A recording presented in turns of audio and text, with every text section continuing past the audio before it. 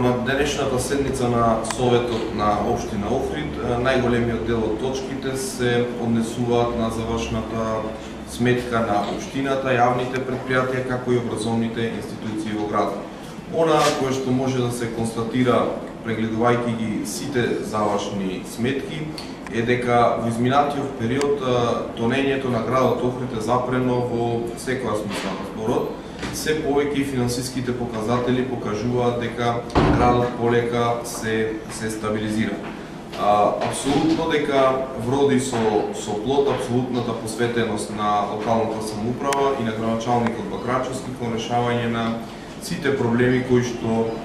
ги тиште јавните предпријатија и образовните институции во градот. Имено во овој период од кога е Никола Бакрачевски градоначалник на Охрид, до јавните предпријатија се трансферирани нешто повеќе од 50 милиони денари за работа која што е доделена од страна на локалната самоуправа до нив и соодветно на тоа се исплатени фактурите кон нив, така што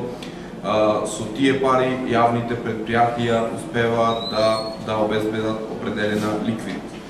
По доаѓањето на власт на ова локална самоуправа, исто така состојбата која што ја затекнавме во рамки на образовните институции беше катастрофална, со вложување на нешто повеќе од 18 милиони денари, односно на сочување на тие средства од буџетот на Општина Охрид до нив, се предизвика и стабилизација на самите образовни институции. Од тие причини, обвинувањата на опозицијата апсолутно не држат, затоа што е една катастрофално лоша ситуација во која што го наследивме градот на тонење и на долгови на секој чекор. Оваа локална самоуправа со максимално домакинско работење и посветена работа во изминатиот период Охрид не го задолжи ниту едно евро, исплати голем дел долгови кои што ги тиште јавните предпријатија, образовните институции и се разбира и општината, така што извештајот низ бројки апсолутно ја генерализира ваквата состојба. Понатаму, Советот на денешната седница ќе разгледа и други значајни точки, особено значајна е носењето на програмата за урбана опрема, каде што за прв пат можам да кажам навремено ќе биде донесена програма за урбана опрема, каде што точно се утврдени сите локации на кои што ќе може да бидат поставувани маси столови пред деловните објекти, тезги и се тоа што вклучува урбаната опрема. Она што сакам да го истакнаме е дека изминатиот период имавме интензивна комуникација со ЕСНАФ-от на гостители од Охрид, така што прифативме и дел од нивните барања кои пред се беа насочени кон корекција на цената за закуп на државното земјиште и комуналната такса. Со особено задоволство можам да истакнам дека цената на закуп е намалена соодветно по зони и тоа во прва зона од сега ќе се плаќа по 250 денари за метар квадратен, во втора зона по 150 денари, а во трета зона плаќањето по метар квадратен ќе биде 100 денари. Комуналната такса се намалува од 10 денари на 7,5 денари, што се разбира е сериозен предуслов да угостителскиот ЕСНАФ од Охрид му се овозможи остварување на поголем профит, локалната самоуправа максимално земајќи ја ситуацијата во која што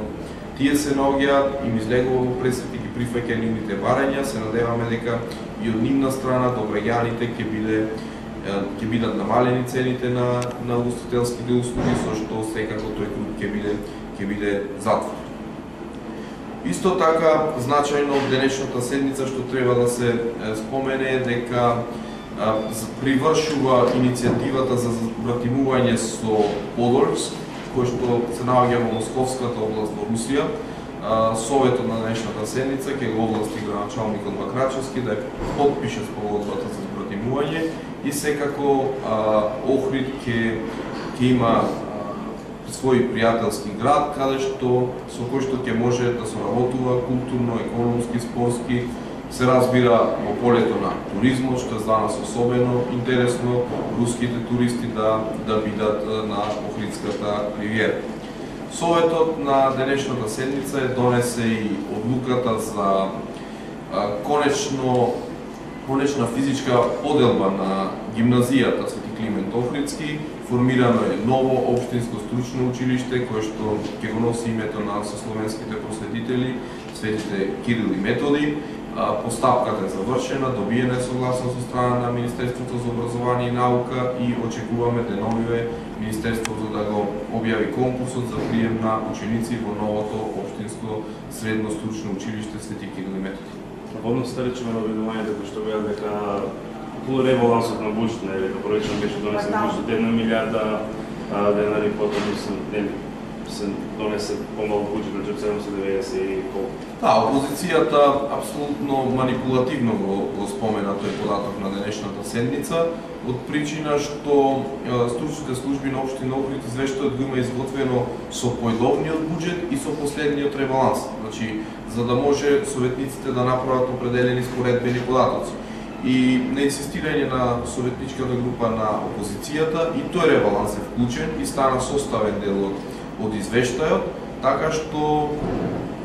се разбира дека буџетот е реализиран во планираната мера, а она што е особено интересно и што опозицијата се обиде да го занемари е начинот на реализација на приходите во буџетот, затоа што, како што знаете, по доаѓањето на началникот Бакрачевски на оваа позиција, во општина Охрид јавните предпријатија забрането плаќање преку цесии, компензации, асигнации, кои што виртуелно го полнеле буџетот, а за жал градот Охрид од тоа добивал само нови долгови задолжувања и нови комбинаторики, а од април месец наваму буџетот се полни исклучиво врз основа на реални показатели, значи општината, јавните предпријатија, образовните институции и граѓаните како платежно средство исклучиво користат пари, така што овие бројки кои што се прикажани во извештајот од април до сега станува збор за реални пари кои што се остварени од буџетот. Кажавте дека за поставување на урбана опрема е донесен планот. Претходно имавте апел до сите што поставуваат опрема, дека до 6 март, доколку не извршат плаќање на решенијата кои се доставени, дека нема да влезат во планот. Колкав е процентот на плаќање од страна на корисниците?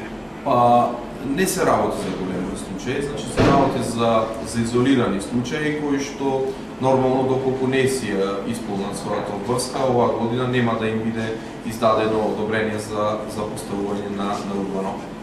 Дали процентот е на завидно ниво? Процентот е на завидно ниво, затоа што за да се постави урбана опрема, знаете, прво мора да се помине процедурата, да се добие одобрение за поставување и да може да се постави самата урбана опрема, така што се работи за неколку изолирани случаи кои што доколку не си го извршат плаќањето, нема да имат можност да го направат. Благодарам.